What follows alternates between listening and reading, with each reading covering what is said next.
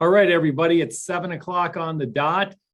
We are starting our webinar, Financial Planning and Retirement Strategies for Pennsylvania Educators. I am your host tonight, Chris Englebert with Englebert Financial Advisers. Just a couple of housekeeping rules. You can take notes during this presentation if you like, but there's going to be two ways you're going to be able to view this webinar. First, anybody that registered for the webinar, we are going to send a link so that you can watch this at a later date. The second way you're going to be able to view this webinar is you're going to be able to go to our website, englebertfa.com. That's englebertfa.com. You'll see a tab for teachers. You will be able to get on that tab and you'll see this webinar in its entirety. So there's going to be two ways for you to view it. Now, anybody that registered for the webinar, we are going to be sending you a copy of our book, Financial Planning and Retirement Strategies for Pennsylvania Educators. So everybody's going to be getting a copy of that book. Now, let's dive into it for this evening. Who are we? We are a registered investment advisor located here in Allentown. A registered investment advisor is known as an RIA. We happen to custody at TD Ameritrade, but most RIAs custody at Fidelity, Schwab, TD Ameritrade, etc. We are not a brokerage firm like some of the big names out there, and we do not sell life insurance. We are what's called a registered investment advisor, and we have a fiduciary responsibility to do the right thing for our clients. We have a lot of experience in the retirement plan industry. We have a big law enforcement business. We deal with a lot of local police officers, and we have many retired and active police officers as clients. And over the last half a dozen years, we've been getting more and more teachers as clients as well. The main reason is that there's an extreme similarity between the retirement for a Pennsylvania police officer and also the retirement for a Pennsylvania educator. The way the defined benefit plan is calculated is similar, but we have gotten a lot of requests from our teachers to do a webinar, educational webinar like this, because when you go to retire, there are a lot more decisions that you have to make. So one of the things that we are going to do tonight, just to highlight the topics, we're going to be talking 403Bs. We're going to be talking strategy, whether you're a new teacher starting out, a teacher midway in your career, or somebody who's almost at the goal line of retirement. We're going to talk about the different strategies that you may want to employ. But first off, I'm going to start with 403Bs. Now, if you're a private sector employee, you have a 401k. If you work at a municipality, you have a 457 plan. If you work at a hospital or you work at an educational institution, college, primary, secondary, etc., you have what's called a 403B plan. Now, one of the other things that we want to make clear about this webinar is not just for teachers, it's also for administrators, and it's also for anybody who works at a school district, because they have access to a 403B just like anybody else. We are going to have questions during the presentation, so feel free to fire up some of your questions, and hopefully we'll answer them, all of them, by the end of the webinar. But let's talk about that 403B. So like I said, if you worked at a private company, you'd have a 401k. There's some differences between 403Bs and 401ks, which we'll get to in a minute. But the number one primary difference that you have to understand is that a 403B, you have no company match, there's no means testing, and there's no way to take a loan out. So if you have a 401k available to you through a company, those are all ways that you can access your money in a 401k. A 403b is an account that you put money into pre-tax, setting yourself up for what we're going to call later icing on the cake. Now, why am I going to emphasize 403bs so much? Well, you're going to see later in the presentation, I'm going to talk about the fact that as a teacher, you get a defined benefit plan, which is great. But one of the problems with the defined benefit plan is that it's a fixed amount that's coming out to you every month when you retire. And those fixed amounts are subject to be ravaged by inflation. And we've all seen what has happened with inflation the last 18 months. So the main emphasis of a 403B is it's pre-tax. So if you're a teacher making $75,000 a year and you put $5,000 into a 403B, your W-2 at the end of the year is going to show $70,000. You're going to have put $5,000 pre-tax. Now, one of the questions we got at a different session was whether or not a teacher should be doing a Roth option for their 403B or if they should be doing the pre-tax option for the 403B. 99% of the teachers out there should be doing the pre-tax option. The reason being is it's going to save money on taxes. For example, every $10,000 that you put into a 403B is going to save you about $2,500 in taxes. So many of you have just filed your taxes, or I hope you filed your taxes. And if you paid a lot into Uncle Sam and you're a little bit upset about that, examine how much you're putting into your 403B, because that can make a world of difference. Now, there's a lot of things floating around on the internet about Roth contributions or Roth IRAs or the Roth option in a 403B. And we have what we call the 25 and 25 rule. What does that mean? If you're under the age of 25, making less than $25,000 a year, then you should do some type of Roth IRA or a 403B with a Roth option. But for the majority of the teachers out there, if you're making anywhere over $50,000 a year, and we're going to talk about new teachers in a minute, you want to do the pre-tax option on your 403B. The biggest reason is it's going to save you money in taxes, and the account is going to compound tax deferred literally for your entire career. Now, we have a chapter in our book for talking about how new teachers putting in $2,000 to $3,000 to $4,000 a year over a 25-year period can literally have $1 million at retirement. It's something that's very important to understand, is that tax deferred compounding. Let's talk a little bit about more 403Bs, because one of the things that really has come to light in the last couple of years is the fact that a lot of teachers don't participate in their 403B. We can't understand why, but we think after having worked for quite a while in the 403B area, and again, we don't handle 403Bs at our advisory firm. What we do is we handle clients who are teachers that when you're done being a teacher, you roll over your 403B to an IRA. I'm going to get more to that in a minute. But we found a lot of teachers don't sign up for their 403Bs because they never got around to it. We think this is really a shame, because it's going to help to be one of your biggest contributors to your overall net worth when you go to retire. Now, we do understand the process is overwhelming. And let me give you an example. If you worked at a company, there's only one 401k. We handle 401ks here at our advisory firm. And if we go to a company, we have to boot out the other company to handle the 401k. If you're a municipality and have a 457 plan, many times they have two different firms that handle the 457 plan. But 403Bs are overwhelming. My mother used to work in a school district, and at one time they had 22 different options for 403Bs. Every investment advisor would run into the school district and say, hey, we want to handle 403Bs, and they would be allowed to sign up. Now, many of the school districts have cut down the number of 403B providers. I know for a fact that Parkland School District has 8 403B providers. We think that's a little bit too many. We're going to talk about that in a minute. But many of the school districts have 3 to 4 403B options. So what can be overwhelming is you want to do the paperwork and sign up for a 403B, but then they say, here's 3 or 4 or 5 different companies that you can choose from. In our book, we talk about in great length how you ascertain which 403B company you want to do business with. And I can tell you right now, it's not an insurance company that provides a 403B for your school district. Now, let's get back to why a 403B is very important. So the good news is that teachers get defined benefit plans.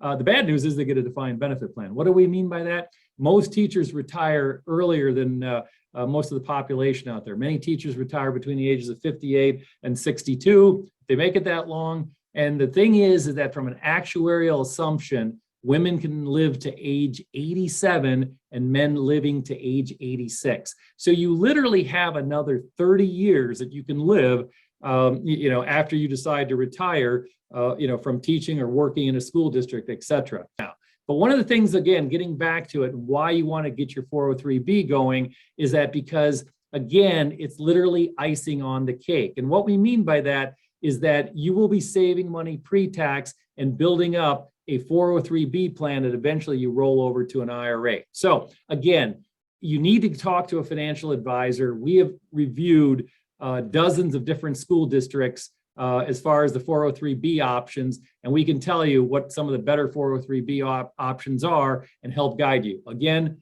we don't handle the 403Bs. and there's reasons why we don't want to do that, but we can help you pick. And remember, you have options. Many times what ends up happening in a school district is all the teachers are in one particular 403B because that particular company comes and does a lunch, or they do a dinner, or they're sponsored, and all of a sudden they come in and every teacher thinks that that's the only 403B option. That is not true. Many school districts have multiple 403B options, and you've got to review the ones with the lowest cost fees and the best investment lineup out there.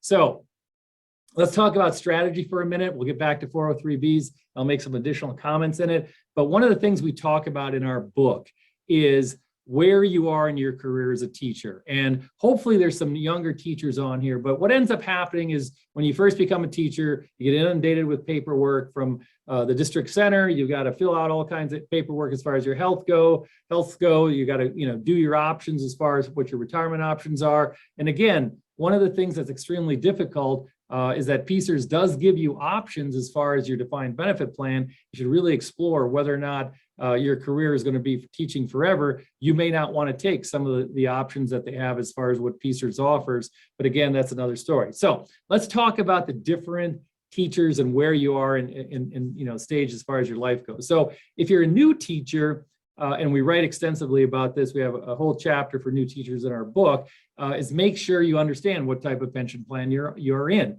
PSERS offers a couple of different options. And again, if teaching is a stepping stone to another career, you may not want to sign up for, quote, the defined benefit option that you have available to yourself. The other thing is enroll in the 403B right away. A lot of teachers, get inundated, and a couple of years later, they get around to enrolling, or to our horror, we've had teachers with less than 5 years to retirement who've never enrolled in their 403B and have literally missed hundreds of thousands of dollars of pre-tax savings by not doing it. Now, the other thing we tell new teachers to do is don't lever up. What does that mean? That means don't take on a lot of debt. Leveraging yourself up, getting a lot of debt. If you're a teacher, you can start out with $65,000 a year. If your wife or husband makes good money, you can have income $130,000 to $150,000 a year. You can go out and buy a big house, a couple of new cars, and not have any money left over to save for your retirement. Again, remember, the good thing about getting a defined benefit pension is that it's a set amount that gets paid to you for the rest of your life. The bad thing is if you retire in your late 50s, you could literally have another 30 years.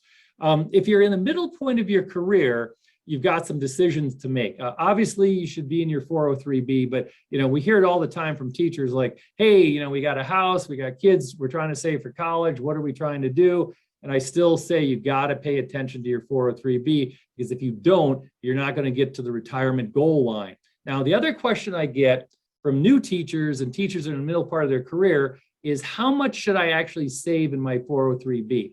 And I tell new teachers you should put in at least $2,000 to $3,000 a year. I tell teachers in the middle part of their career, you should be focusing on 10% of your income. So if you're making $75,000 or $80,000 a year, you should be putting in at least $7,500 to $8,000 a year in your 403B plan. So the reason why I'm very adamant about this is that I get the same phone calls over and over and over again. And what I mean by that is I'll get a phone call from a teacher who's got a year to go, and they'll be like, hey, Chris, this is Joe Smith. I'm retiring from XYZ school district. I want to come in and talk to you. Okay, great.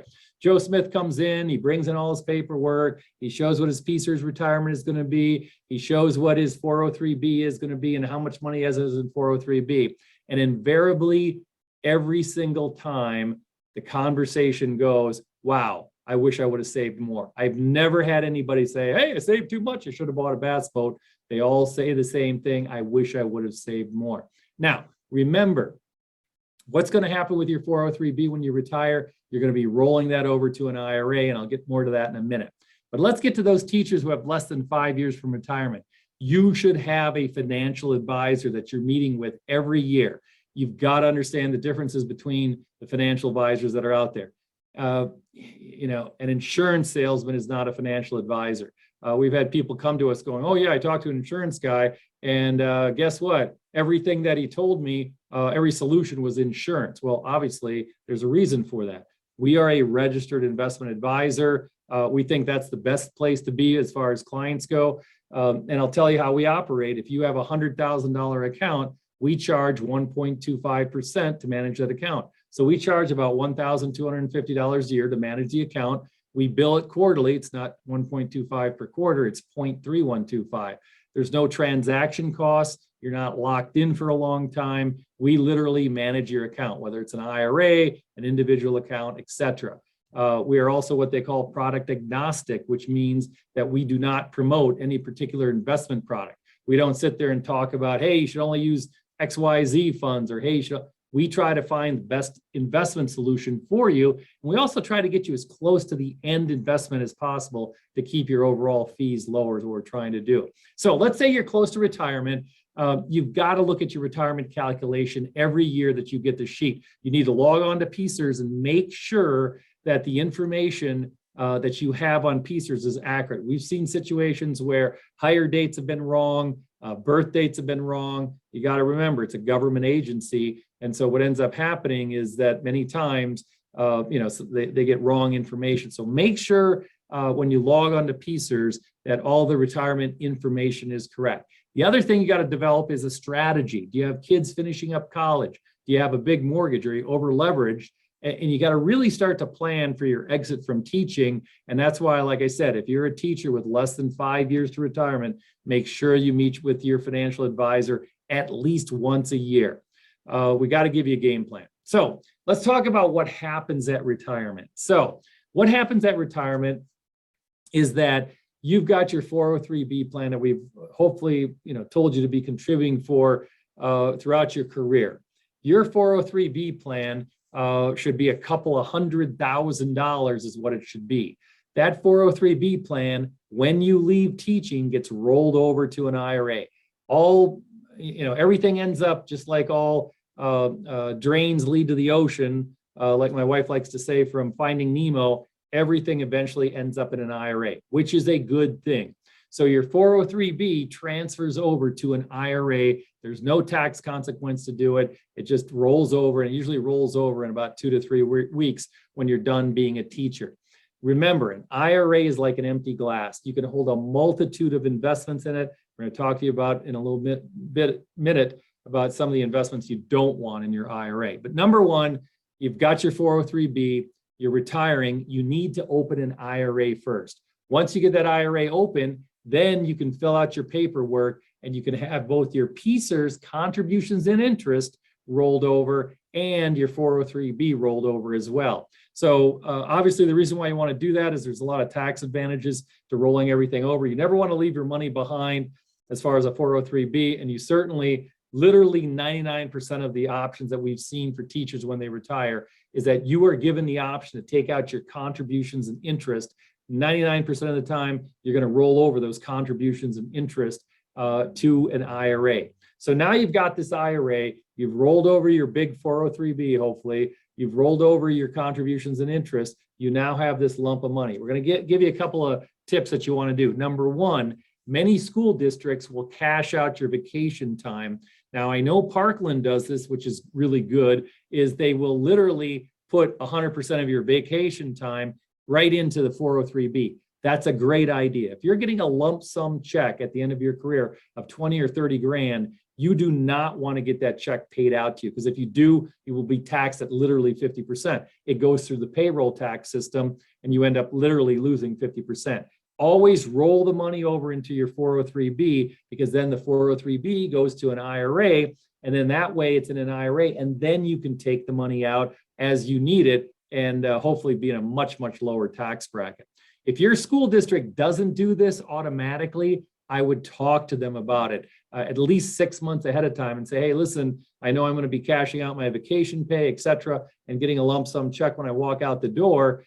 Do I have the option? And there's no reason why they can't roll this money over to a 403B or into your 403B that you should have set up. If you don't have a 403B, make sure you set up one so they can roll it over. Because again, we've had teachers that for whatever reason have not had a 403B. They've become clients of ours. We've made them open a 403B in the last couple of months of teaching. They've rolled that money over, that lump sum check, and obviously saved a lot of money in taxes.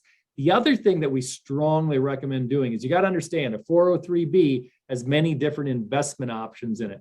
So one of the other things that we do, one of our other strategies are, I don't care what the stock market is doing, 6 months before you retire, we move all of the money that's in the 403B to a safe money market option inside the 403B. The reason why we do this is you do not want to go through a 2007 and 2008 type of global financial meltdown. Many people back then had 401ks, 457s, and 403Bs, and they're like, hey, I'm going to retire. And all of a sudden, the stock market went down in 2008 over 30%, and the $400,000 that they had was obviously down $120,000. So you will have an option inside the 403B. You can call your 403B provider, hey, what's the safest option? They'll tell it, move all the money that you have in your 403B, because what we're trying to do is we're trying to get you retired and know how much money you have at retirement. Because what's going to happen is you're going to roll over your 403B to an IRA. You're going to roll over your contributions and interest from your PSERS pension into an IRA, and you're going to have one big, hopefully big IRA. Then you could decide what you want to do, because you're going to be having your monthly pension come out to you is what you're going to end up doing. And you can decide if, hey, do I get some money paid out of my IRA to supplement my retirement? Or, hey, I might be going and doing another job, getting another career. Remember, you're going to have an IRA, so you're actually going to be able to contribute that if you would go out and get another job or work part-time. There's a lot of strategies that you can do. And so that's why you want to have a strategy in place while you retire. So PSERS retirement exit counseling, you can decline to do this. I've been on a couple of them. And again, why we're doing this webinar is I know what they're talking about. And they usually talk about it via webinar for 90 minutes. They talk about all of the different retirement options you can take. And I'll give you some examples. If you're a teacher and you're married to a teacher, guess what? You're both going to be getting a defined benefit pension. If you are financially pretty well off, you may want to take the maximum single life annuity. You may also want to take, obviously, your contributions and interest and roll that over with your 457. Your husband or wife is going to obviously be the beneficiary of that. But the maximum single life annuity after you take out your contributions and interest is a pretty good sum that you're getting on a monthly basis. But again, if both of you are getting a defined benefit plan, basically by taking the maximum single life annuity, you're betting that you're in good health and you're going to live a long time. Now, if you're married and you're not so good health and your spouse doesn't have any kind of pension or any kind of income other than potentially Social Security, you might want to take the joint and survivor, as well as taking your contributions and interest and rolling those over as well. So again, the problem, for example, when we do police pension seminars, is police is pretty simple. They have two options: 50% of their last 36 months salary, and lo and behold, they can either take it the highest single life annuity or the joint survivor. Teachers literally have 12 different options with a couple of variations on top of that. Now, let me get back to one point that I forgot about on 529 plans, because when they calculate your pension, they use your highest 3 years salary to calculate your teacher's pension. And a lot of teachers mistakenly believe that if they make a 403B contribution, that reduces the pension calculation. It does not. If you're making $100,000 a year and you put $20,000 into your 403B, oh, by the way, over age 50, the max is $27,000. Under age 50, it's $20,500. We do have some teachers doing the max, by the way.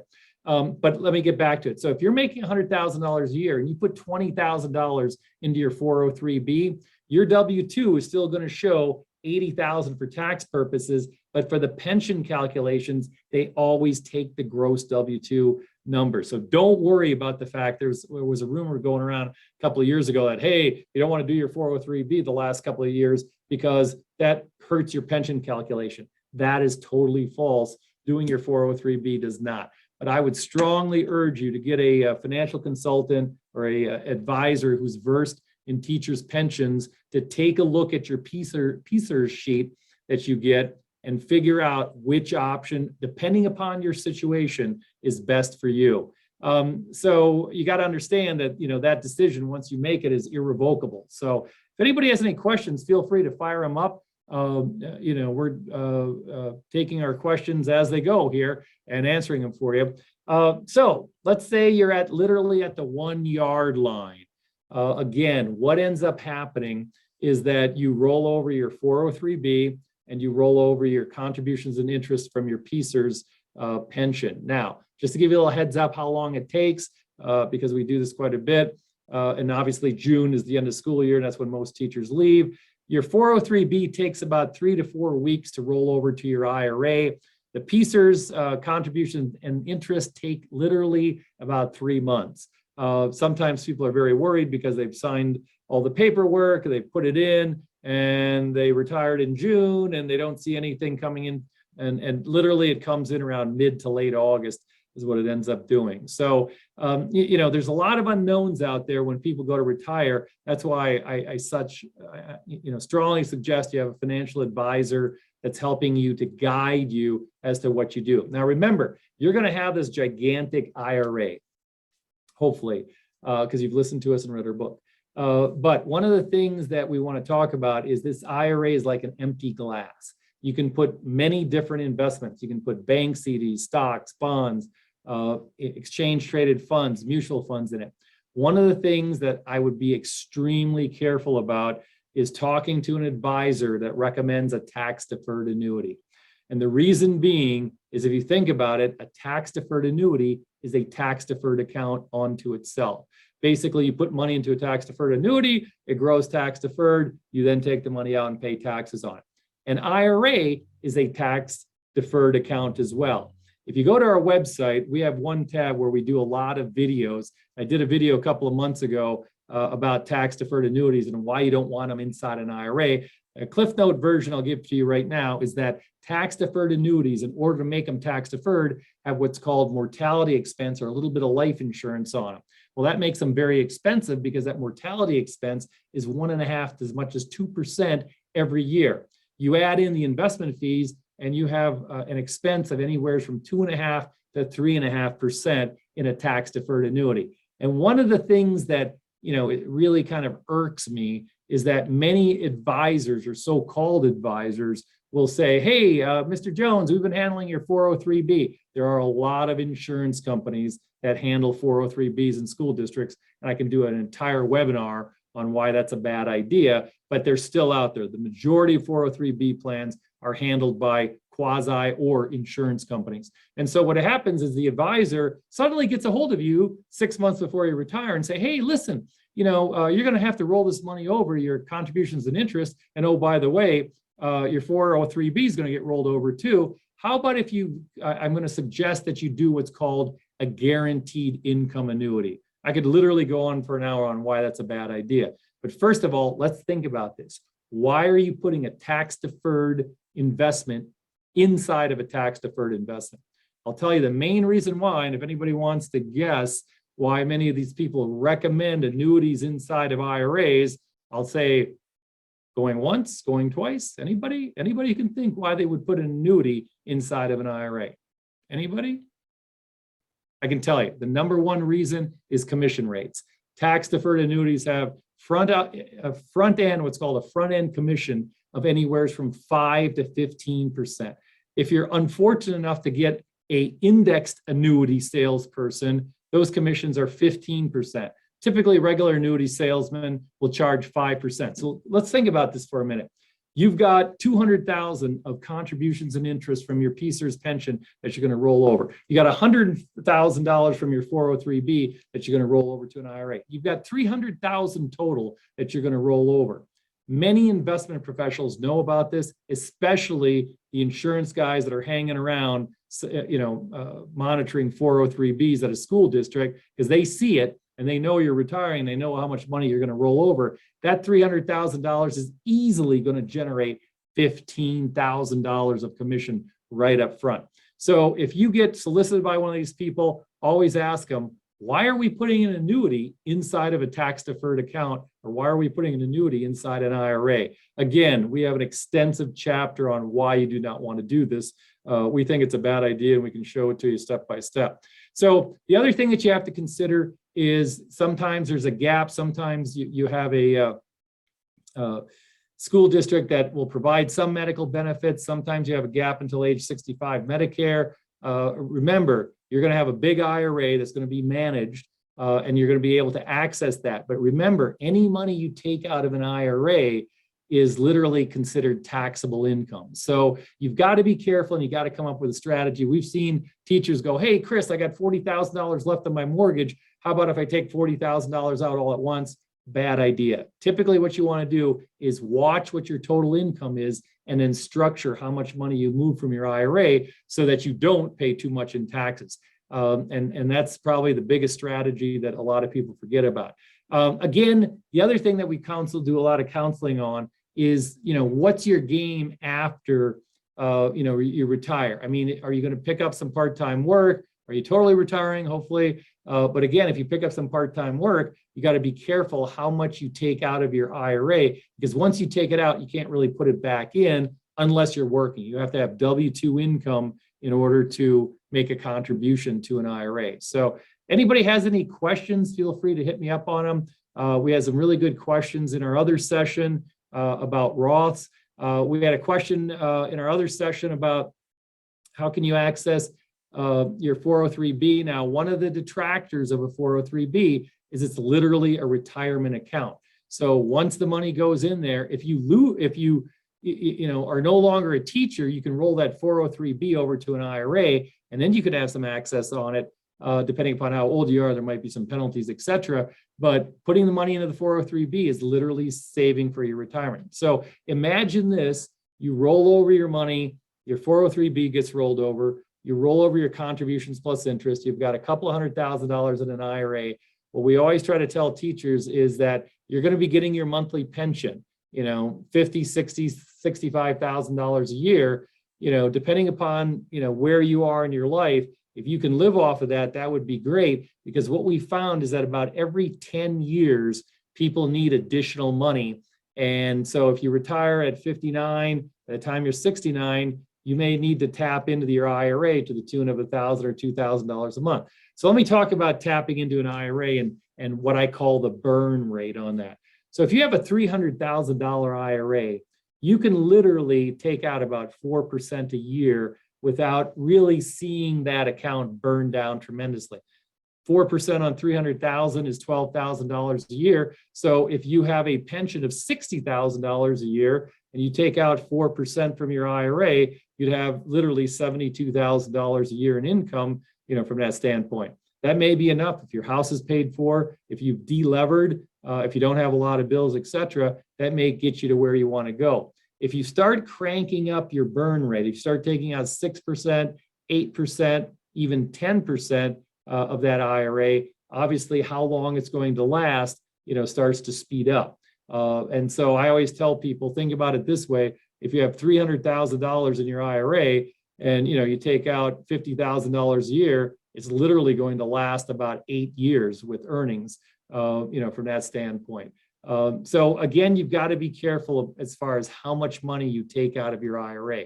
Again, what we want to offer to everybody is everybody's going to get a copy of our book that registered for the webinar. There's going to be 2 ways to view this webinar. You're going to be getting a link emailed to you sometime in the next couple of days.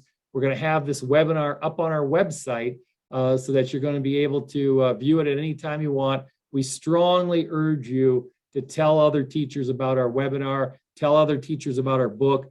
We wanted to give something back to the community by educating teachers on how to successfully navigate, and prepare for their retirement. We've done that for a long time for law enforcement. We think it's high time that it gets done for for teachers as well. You guys are really dedicated. We've seen a lot of teachers. We got kids at Parkland School District, no booze, please. But, we've seen a lot of teachers go above and beyond, helping their students. And we really feel that we want to go above and beyond helping these teachers, helping you guys reach your retirement goals. So with that, I'm going to wrap it up here. We're about 35 minutes in. I greatly appreciate everybody's time. Again, go to our website, englebertfa.com. We have a lot of good videos there. If you want to, another unique way to get a hold of us is by downloading my app. I have an app for your smartphone. So if you text Chris E, C-H-R-I-S-E, to 36260, that's Chris E to 36260, you will be able to download my app. Why do you want to download my app? It's a great way to get a hold of me, but I publish videos literally every week on a myriad of subjects. And also there's a lot of videos I publish on a monthly basis too. It's a great way to educate yourself about the financial markets and understand what's going on out there. So thank you, everybody. And hopefully we'll be talking to some of you soon.